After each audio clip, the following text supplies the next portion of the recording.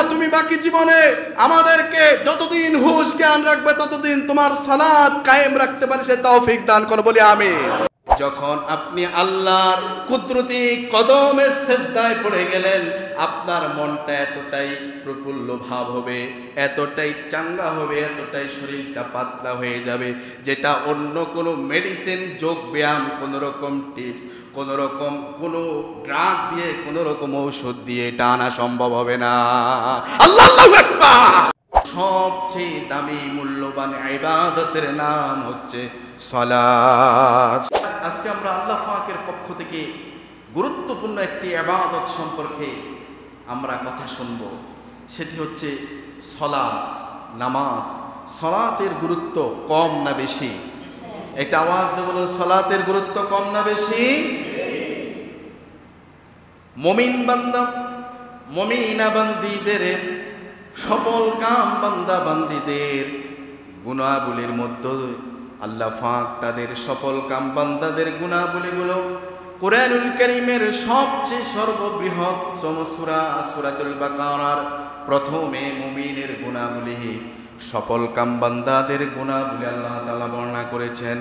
আল্লাহ পাক সেখানে যেই গুনাহগুলি বর্ণনা করেছেন, ওই গুনাহগুলিগুলোর মধ্যে আল্লাহ রাব্বুল আলামিন সফল কাম ব্যক্তিদের অন্যতম একটা গুনাহগুলি বর্ণনা করেছেন, যেটা হচ্ছে সালাত। সুবহানাল্লাহ। আল্লাহ পাক বললেন, আল্লাযীনা ইউমিনুনা বিল গায়বি ওয়া ইউকিমুনাস সালাতা ওয়া মিম্মা রাযাকনাহুম ইউনফিকুন। আল্লাহু আকবার।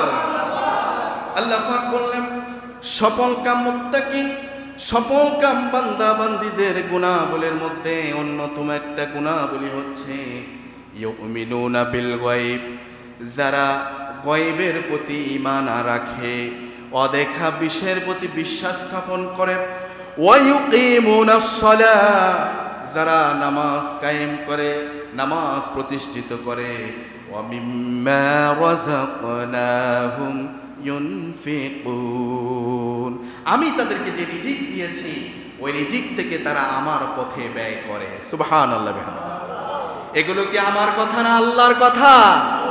এগুলো কি মোল্লার কথা না আল্লাহর কথা? আল্লাহ বলছেন, আমি যে রিজিক দিয়েছি ওই রিজিক থেকে আমার রাস্তায় খরচ করে। ওয়া ইউকিমুনাস সালাহ, যারা নামাজ কায়েম করে, যারা অদেখা অদৃশ্য বিষয়ের প্রতি বিশ্বাস স্থাপন করে। আমরা কি জান্নাত জাহান্নাম দেখেছি? একটু কথা বলতে হবে, জান্নাত জাহান্নাম দেখেছি? সেগুলোর প্রতি আমাদের বিশ্বাস? আমরা কি নবী রাসূল দেখেছি? ফেরেশতা দেখেছি? কিন্তু সেগুলোর প্রতি আমাদের বিশ্বাস আছে। আমরা কি আল্লাহকে দেখেছি? আল্লাহ আছেন, এই বিশ্বাস আছে না নাই? তাহলে এই অদেখা অদৃশ্য গায়েব এগুলোর প্রতি আমাদের বিশ্বাস আছে। আল্লাহ পাক কোরআনুল কারীমে সূরা আনফালের 3 নম্বর আয়াতে বললেন, সেখানে আল্লাহ তাআলা মুমিনদের গুনাহগুলির কথা আল্লাহ তাআলা বললেন, আল্লাযীনা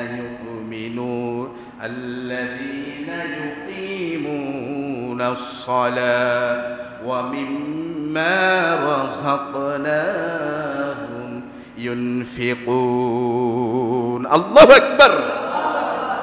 আল্লাহ তাআলা সেখানে বললেন, তাদের পরিচয় দিয়ে আল্লাহ বললেন, ইউকিমুনাস সালাহ, যারা নামাজ কায়েম করে। নামাজ পড়া এক কথা, নামাজ কায়েম করা আরেক কথা। নামাজ প্রতিষ্ঠিত করবার কথা বলেছেন আল্লাহ পাক বললেন, এখানেও বললেন ওয়া মিম্মা রাযাকনাহুম ইউনফিকুন, আমি তাদেরকে যে রিজিক দিয়েছি ওই রিজিক থেকে তারা আমার রাস্তায় আবার খরচ করে। করবার দরকার আছে? খরচ করবার দরকার আছে। কার রাস্তা? আল্লাহর পথে। আজ বন্যা কবলিত মানুষগুলোর পাশে যার যার সামর্থ্য অনুযায়ী তাদের পাশে দাঁড়ানোর দরকার আছে না নাই? আছে। এই তাদের জন্য খরচ করা, তাদের পাশে দাঁড়ানো, তাদের জন্য শুকনো খাবারের ব্যবস্থা করে দেওয়া, তাদেরকে নিরাপদ আশ্রয়ে একটু আশ্রিত করা, তাদের পাশে দুঃখে দাঁড়ানো, এটাও আল্লাহর রাস্তায় খরচ করার বলেই গণ্য হবে। ঠিক না কথা? আমার প্রিয় ভাইয়েরা, তার মানে বুঝতে পারলাম সালাতটা গুরুত্বপূর্ণ ইবাদত। যত ইবাদত রয়েছে, যত আমল রয়েছে, ভালো কাজ রয়েছে, আল্লাহর প্রিয় বান্দাদের পক্ষ থেকে আল্লাহর জন্য যে ভালো কাজ উপহার রয়েছে, ওই উপহার, ওই ভালো কাজ, ওই ইবাদতের মধ্যে গুরুত্বপূর্ণ সবচেয়ে দামি মূল্যবান ইবাদতের নাম হচ্ছে সালাত। সুবহানাল্লাহ। সবচেয়ে গুরুত্বপূর্ণ ইবাদতের নাম কি? সালাত। আমার প্রিয় ভাইয়েরা, হাদিস শরীফে আসছে আস-সালাতু মি'রাজুল মুমিনিন, সালাত হচ্ছে মুমিনদের জন্য মেরাজ। সুবহানাল্লাহ। সালাত হচ্ছে মুমিনদের জন্য কি? মেরাজ। রাসূলুল্লাহ সাল্লাল্লাহু আলাইহি সাল্লাম মেরাজে গিয়েছিলেন, ওই যে আল্লাহর দিদারে সাক্ষাতে পৌঁছেছিলেন, ঊর্ধ্বগমন করেছিলেন। সে রাসূল সাল্লাল্লাহু আলাইহি সাল্লামকে আল্লাহ পাক তার হাবিব উম্মতের জন্য, আল্লাহর গোলামদের জন্য আল্লাহ তাআলা দৈনিক 50 ওয়াক্ত নামাজ দিয়েছিলেন। উপহার, উপঢৌকন, হাদিয়া হিসেবে এই 50 ওয়াক্ত নামাজ নিয়ে যখন আল্লাহ রাসূল সাল্লাল্লাহু আলাইহি সাল্লাম যখন আসতেছিলেন, প্রতিমধ্যে তখন দেখা হয়ে গেছে হযরত মূসা আলাইহিস সালামের সাথে। ঘটনাটা হয়তো আপনাদের অনেকেরই মনে আছে। আমি মূল ঘটনা বলছি না, শুধু সালাতের গুরুত্বটা বোঝাবার জন্য বলছি। মূসা আলাইহিস সালাম বললেন, আখিরে নবী, আল্লাহ পাক আপনার উম্মতদের জন্য কি উপহার, কি উপঢৌকন দিয়েছে? বলল, আমার উম্মতদের জন্য দৈনিক 50 ওয়াক্ত নামাজ দিয়েছেন। মূসা আলাইহিস সালাম বললেন, আখিরে নবী, আপনার উম্মতরা দৈনিক 50 ওয়াক্ত নামাজ আদায় করতে পারবে? তারা হবে অত্যন্ত দুর্বল, তারা হবে রুগ্ন, তারা হবে খুবই অলস। আসলেই তাই, ঠিক না? তাদের পক্ষে দৈনিক 50 ওয়াক্ত নামাজ আদায় করা সম্ভব হবে না। আপনি যান আল্লাহর কাছে, আল্লাহর কাছ থেকে কমিয়ে আনেন। রসুল গেলেন, আল্লাহ পাক 5 ওয়াক্ত নামাজ মাইনাস করলেন, 45 ওয়াক্ত নামাজ দিলেন। মুসার সাথে আবার সাক্ষাৎ, আবার ফিরালেন, আবার সাক্ষাৎ, আবার ফিরালেন। প্রত্যেকবার আল্লাহ পাক 5 ওয়াক্ত নামাজ কমিয়ে দিয়ে এরপর সর্বশেষ বললেন, রসুল, আমি 45 ওয়াক্ত নামাজ কমিয়ে দিলাম, 5 ওয়াক্ত নামাজ রাখলাম।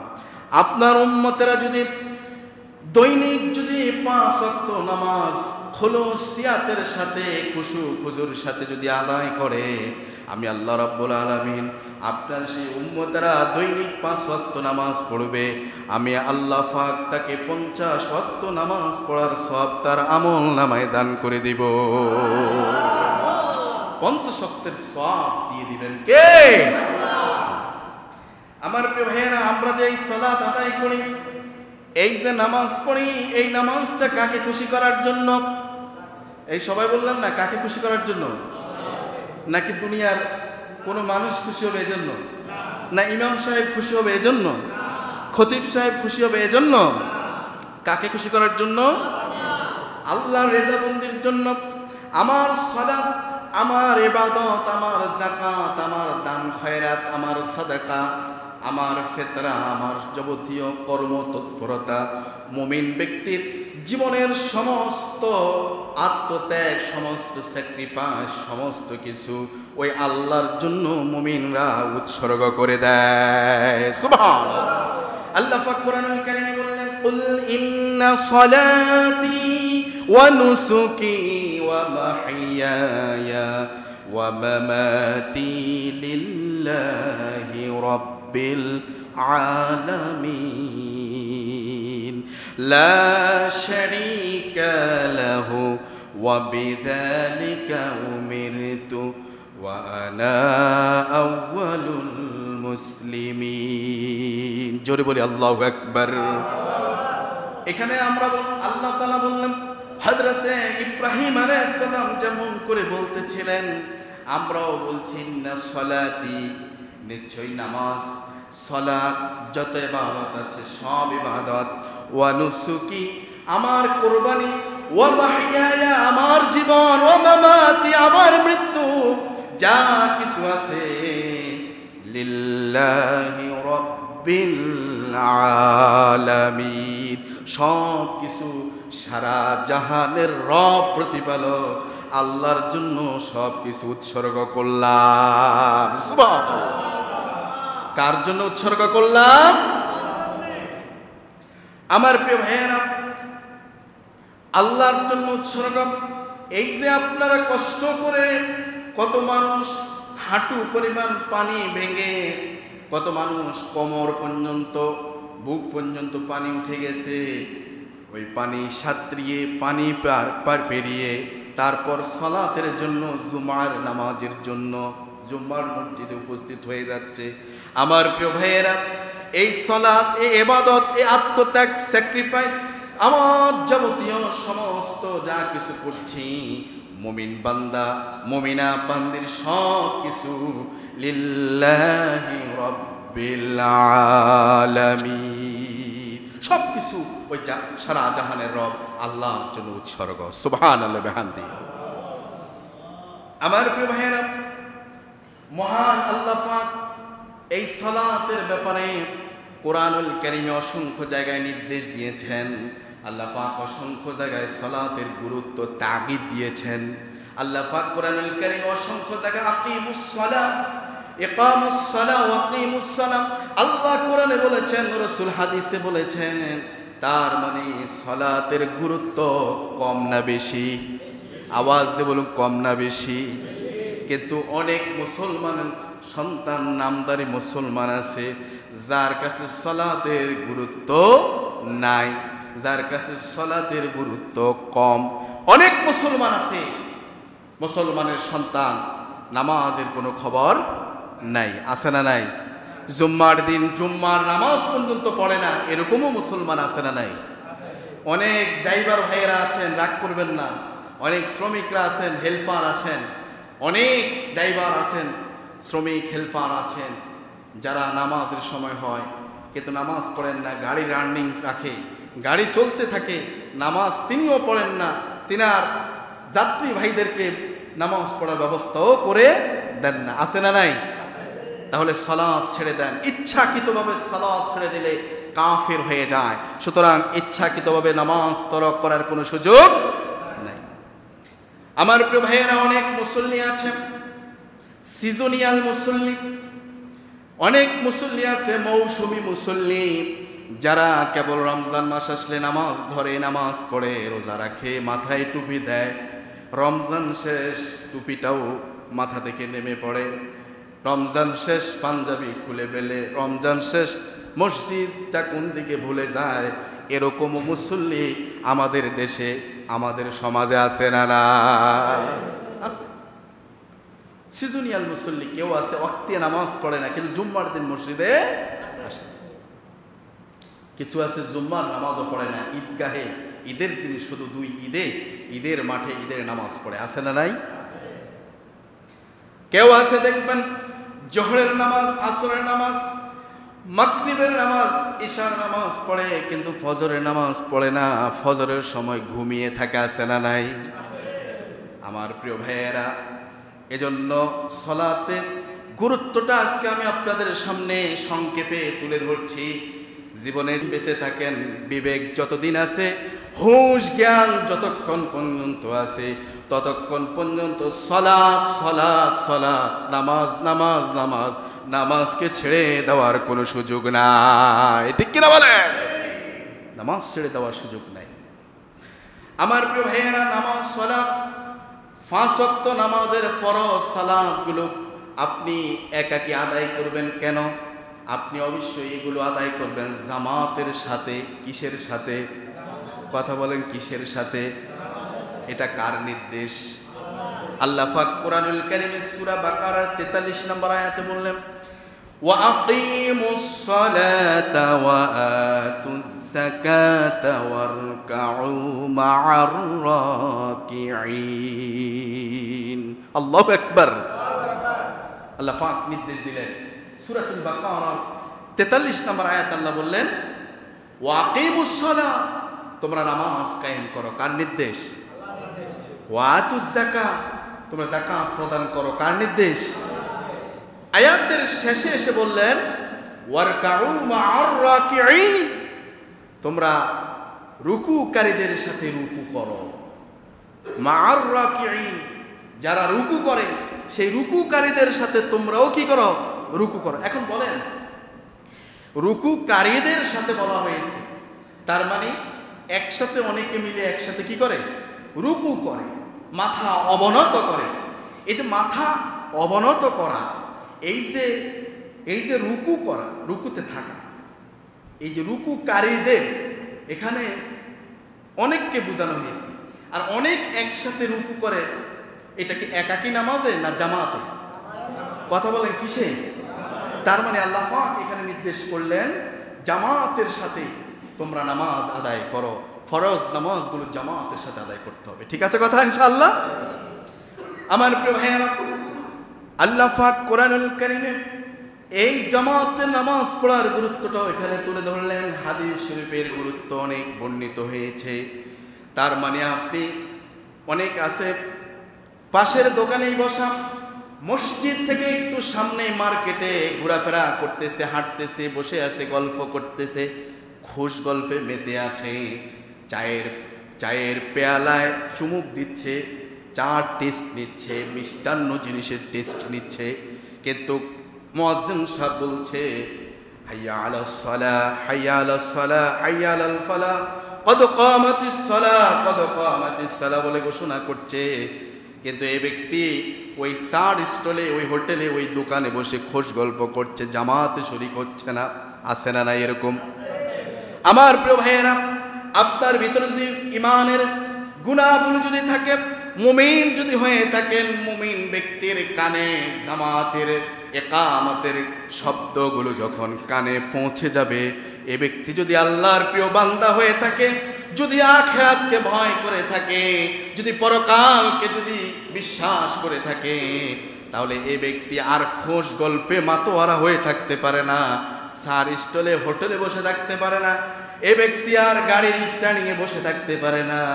অফ করে দিয়ে, বন্ধ করে দিয়ে, সেখান থেকে তাড়াতাড়ি করে চলে এসে ওযু বানিয়ে পবিত্রতা হাসিলের মধ্য দিয়ে আল্লাহর কুদরতি কদমে সেজদা দেওয়ার জন্য প্রস্তুতি গ্রহণ করে তাকবীরে তাহরিমা আল্লাহু আকবার বলে হাত যখন বেঁধে ফেলে, এ ব্যক্তি এখন এই মুহূর্তে আল্লাহর জিম্মায় চলে যায়।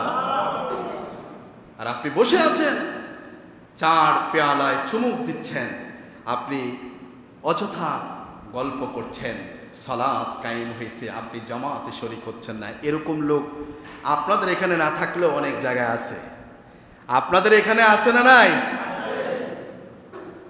আমার প্রিয় ভাইয়েরা, পৃথিবীর কোন মেডিসিন, কোন ঔষধ, কোন ড্রাগ, কোন রকম সাজেশন, টিপস, কোন রকম আপনার কোনো কিছুই আপনার মনকে এত প্রফুল্ল ভাব এনে নেবে না।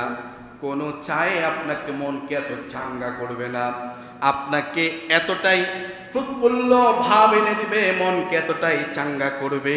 আপনি যখন বান্দা হিসেবে দাঁড়িয়ে গেলেন সালাতের মধ্যে, যখন আপনি আল্লাহর কুদরতি কদমে সেজদায় পড়ে গেলেন, আপনার মনটা এতটাই প্রফুল্ল ভাব হবে, এতটাই চাঙ্গা হবে, এতটাই শরীরটা পাতলা হয়ে যাবে, যেটা অন্য কোনো মেডিসিন, যোগ ব্যায়াম, কোনো রকম টিপস, কোনো রকম কোনো ড্রাগ দিয়ে, কোনো রকম ঔষধ দিয়ে এটা আনা সম্ভব হবে না। আল্লাহু আকবার! সালাত, সালাত, নামাজ, নামাজ, নামাজকে ছেড়ে দেওয়া যাবে না। আমার প্রিয় ভাইয়েরা, হাদিস শরীফে আল্লাহ রাসূল সাল্লাল্লাহু আলাইহি ওয়াসাল্লাম বলেছেন, আকরাবু মা ইয়াকুনু মিন আবদি রাব্বি ওয়া হুয়া সাজিদুন ফাকসিরু ফিহি দুআ। আল্লাহ রাসূল বলেছেন, বান্দা এবং রব, আল্লাহ এবং আল্লাহর বান্দা সবচেয়ে কাছে নিকটবর্তী হয় ওই সময় যখন বান্দা সেজদায় চলে যায়। নামাজে যখন সেজদায় চলে যায়, তখন তার রব এবং বান্দা একবারে নিকটবর্তী হয়ে যায়। সুবহানাল্লাহ। ফাহুয়া সাজিদুন ফাকসিরু ফিহি দুআ। রাসূল বললেন, সেই সময় তোমরা বেশি বেশি করে আল্লাহর কাছে দোয়া করো, তোমাদের মনের আর্তনাদগুলো, চাওয়া পাওয়াগুলোকে আল্লাহর কাছে তুলে ধরো। কারণ সেই সময় তুমি মসজিদে মুজাহিদ করার উপরে তুমি তোমার এই নাক কপাল ঠেকাও নাই, তুমি মনে করছো টাইসের উপরে তোমার এই চেহারাকে ঠেকিয়ে দিয়েছ, তুমি মনে করছো মসজিদের মুসল্লার উপরে, তুমি কার্পেটের উপরে তোমার এই কপাল এবং নাককে ঠেকিয়ে দিয়েছ না, এই মুহূর্তে তোমার নাক এবং কপাল তোমার মাওলার কুদরতি কদমের সংস্পর্শে এসে গেছে। এজন্য সেই সময় দোয়া করো। নফল সালাতের মধ্যে যদি আপনি দোয়া করেন তাহলে সেই দোয়াকে কবুল করে নেবেন কে? সিজদার মধ্যে আপনি দীর্ঘ দোয়া করবেন আল্লাহর কাছে, সেই সময় দোয়া কবুল হয়। সুবহানাল্লাহ ওয়া বিহামদিহি। আমার প্রিয় ভাইয়েরা, এজন্য দেখেন এই যে নাক এবং কপাল শরীরের দুইটা অঙ্গ, এই দুইটা অঙ্গকে বলা হয় সৌভাগ্যের প্রতীক, কল্যাণের প্রতীক, সৌভাগ্যের প্রতীক নাক এবং কপাল। এজন্য দেখেন একজন লোক, আপনার বন্ধু, কলিগ, আপনার সহপাঠী বা আপনার প্রতিবেশী বা আপনার আত্মীয়, তাকে আপনি প্রশ্ন করলেন, ভাই কেমন আছেন? বললেন, আরে ভাই ভালো নাই, আমার তো কপাল পুড়ছে। কেন কেন কি হয়েছে? কপাল পুড়ছে। কপাল কি পোড়া গেছে? কথা বলেন, কপাল কি পোড়া গেছে? বলল, ভাই আমার যে ব্যবসা ছিল, আমার যে ফ্যাক্টরি ছিল, ওটাতে আগুন লাগছে, আমার গাড়ি আগুন লাগছে, আমার দোকানে আগুন লেগে সব পুড়ে গেছে। এখন ওনার দোকানে আগুন লাগছে, উনি বলছে আমার কপাল পুড়ছে। কথা কি বুঝতেছেন? তার মানে হচ্ছে এই কপালটা সৌভাগ্যের প্রতীক। তার মানে তার কপাল পোড়া যায়নি, তার ব্যবসা পোড়া গেছে, তার প্রতিষ্ঠান, ব্যবসা প্রতিষ্ঠান, তার কলকারখানা, তার দোকানপাট এগুলো পোড়া গেছে। সে বলতেছে আমার কপাল পুড়ছে। তার মানে এই কপালটা সৌভাগ্যের প্রতীক। এক লোক, তার সন্তানরা বদমাইশ, খারাপ পথে চলে, কুকর্ম করে। বাবাকে আপনি জিজ্ঞেস করলেন যে আঙ্কেল কেমন আছেন, বা ভাইজান কি অবস্থা, কেমন আছে আপনার ছেলেরা কেমন আছে? আপনার ছেলেরা দ্বারা আপনি সুখিত? না, ওদের দ্বারা আমার নাক কাটা গেছে। কি হয়েছে? আসলে কি তার নাক কাটা গেছে? না। তার মানে ওর সন্তানরা, ওর ছেলেরা কুকর্ম করে, খারাপ কাজ করে।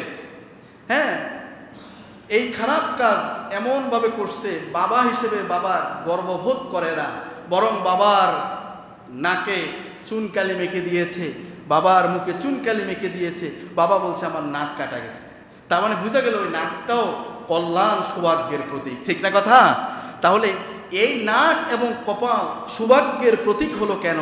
কারণ প্রতিনিয়ত আল্লাহর বান্দা, যে আল্লাহর বান্দি, এই নাক এবং কপাল আল্লাহর কুদরতি কদমের মধ্যে স্পর্শে, সংস্পর্শে, এই সংস্পর্শতার ধরনে আল্লাহ পাক এই নাক এবং কপালকে সৌভাগ্যবান করে দেন। সুবহানাল্লাহ।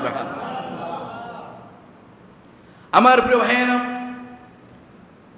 আজকে যে বিপদ মুসিবত, আজকে যে প্রাকৃতিক দুর্যোগ, আজকে যে বন্যা, আজকে যে পরিস্থিতি তৈরি হয়েছে, অনেক মানুষ আজকে জুম্মার মসজিদে যথা সময়ে আসতেও পারছে না। অনেক মুসল্লি আজকে তারা আসতে খুব কষ্ট হচ্ছে, অনেকে আসতেও পারছে না, অনেকে যথা সময় আসতে পারছেন না। আমার প্রিয় ভাইয়েরা, আজকে যে বিপদ মুসিবত, এই বিপদ মুসিবত থেকে একমাত্র যিনি পরিত্রাণ দিতে পারবেন, একমাত্র যিনি হেফাজত করতে পারবেন, বলুন তো রামগঞ্জ বাসিন্দারা, বলুন তো তিনি কে? আর আওয়াজ দিয়ে বলুন তিনি কে? আমার প্রিয় ভাইয়েরা, বন্যা আজকে মানুষের এত কষ্ট পাচ্ছে, আমরা দোয়া করি আল্লাহ তুমি এই জনপদকে, অঞ্চলকে, গোটা বাংলাদেশকে এই রকম পরিস্থিতি থেকে তুমি হেফাজত করো, বলি আমিন। আল্লাহ তুমি এই লক্ষ্মীপুরের এই বাসিন্দাদেরকে, লোয়াখালী এবং বিশেষ করে ফেনী সহ, কুমিল্লা সহ এই অঞ্চলের মানুষগুলো প্লাবিত হয়েছে, তাদেরকে তুমি তোমার কুদরতিভাবে হাওলায় তুমি তাদেরকে হেফাজত করো, বলে আমিন। কত মানুষ তাদের গবাদি পশু হারিয়েছে, ঘর বাড়ি হারিয়েছে, মাছের ঘের, পুকুর, দিঘি, প্রজেক্ট সব হারিয়েছে।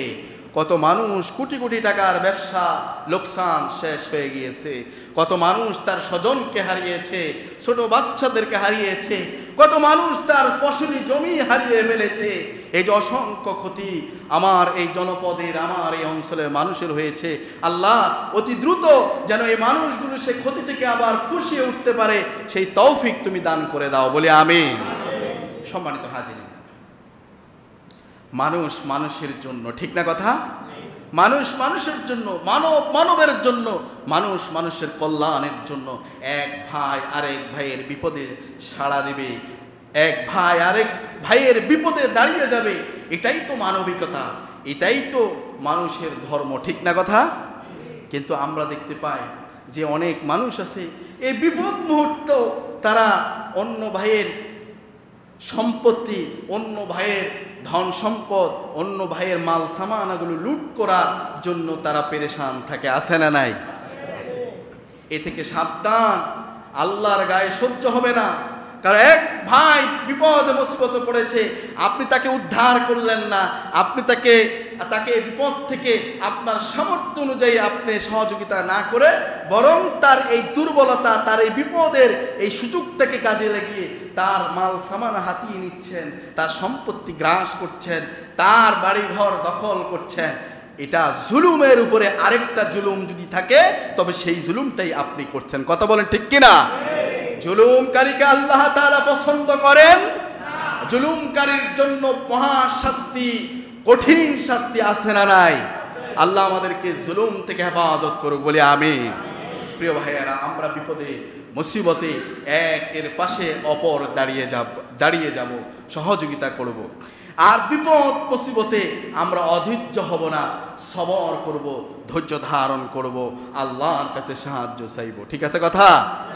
আল্লাহ পাক কোরআনুল কারীমে সূরা বাকারার 153 নম্বর আয়াত আল্লাহ পাক বলেছেন, ইয়া আইয়ুহাল্লাযীনা আমানুস্তাঈনু বিস-সাবরি ওয়াস-সালাহ ইন্নাল্লাহা মা'আস-সাবিরিন। আল্লাহু আকবার।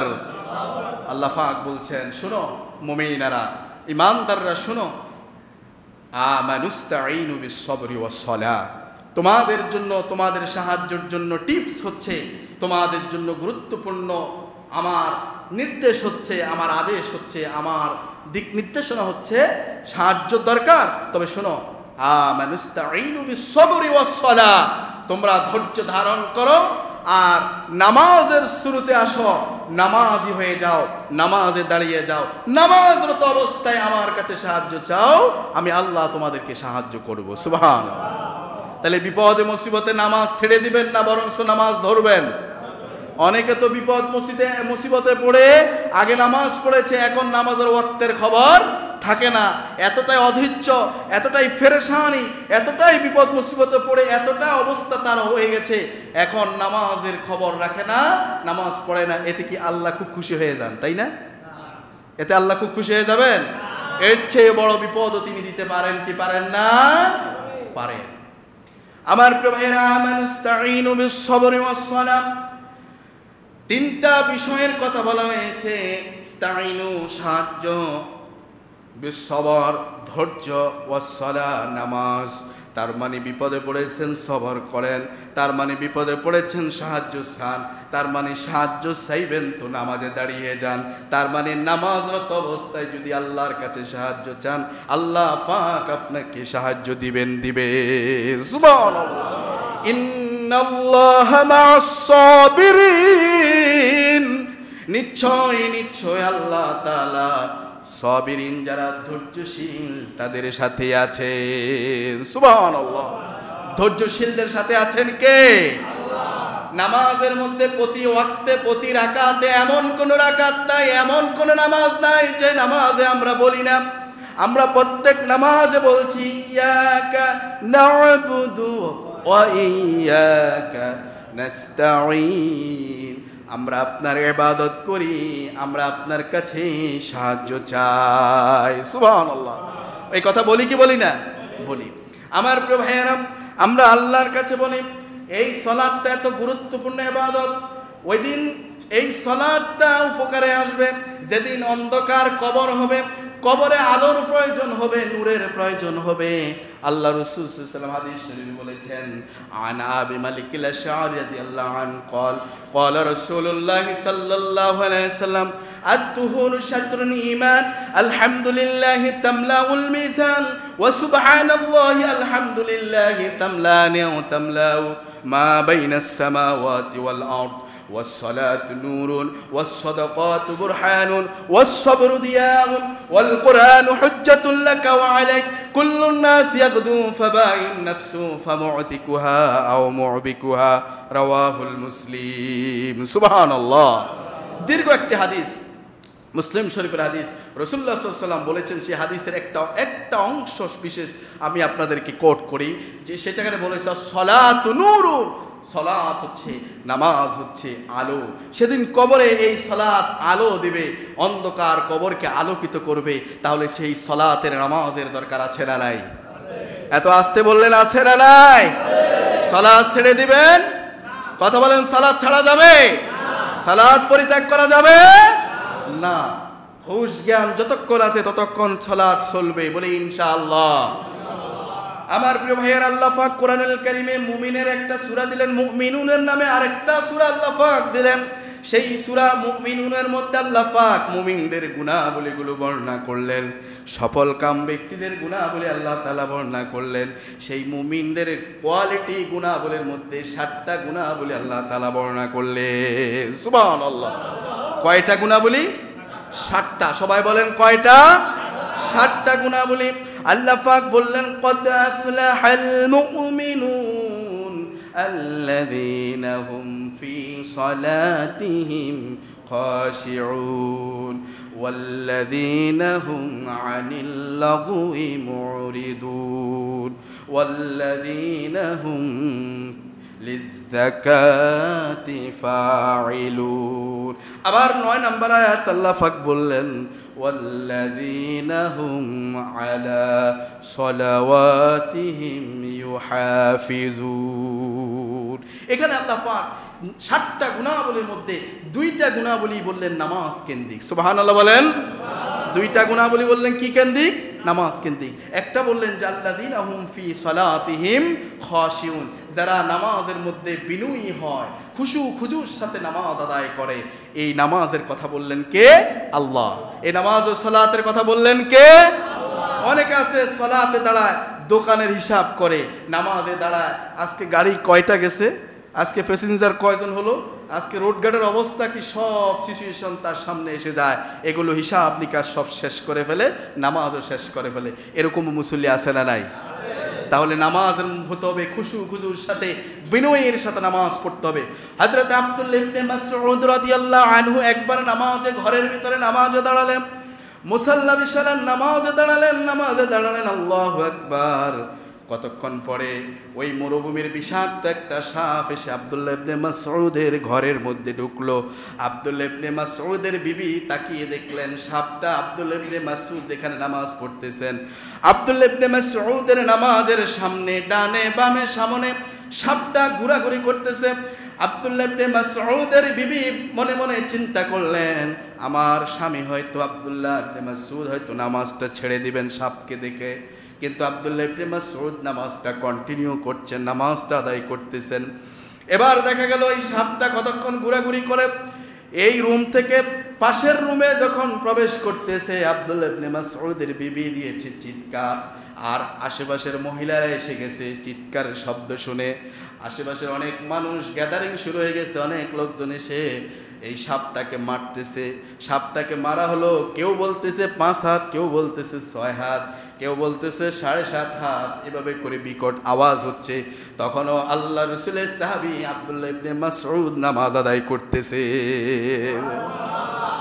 ওই আব্দুল্লাহ ইবনে মাসউদের ঘরের পাশের রুমে সাপটা মারা হলো। কেউ বলতেছেন জাতি সাপ, কেউ বলতেছেন বিষাক্ত কোনো একটা সাপ, মরুভূমির বিষাক্ত সাপ। চিৎকার হচ্ছে, গ্যাদারিং হচ্ছে।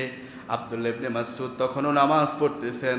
আব্দুল্লাহ ইবনে মাসউদ নামাজ শেষ করলেন, আসসালামু আলাইকুম ওয়া রাহমাতুল্লাহ, আসসালামু আলাইকুম ওয়া রাহমাতুল্লাহ, আল্লাহু আকবার, আস্তাগফিরুল্লাহ, আস্তাগফিরুল্লাহ, আস্তাগফিরুল্লাহ।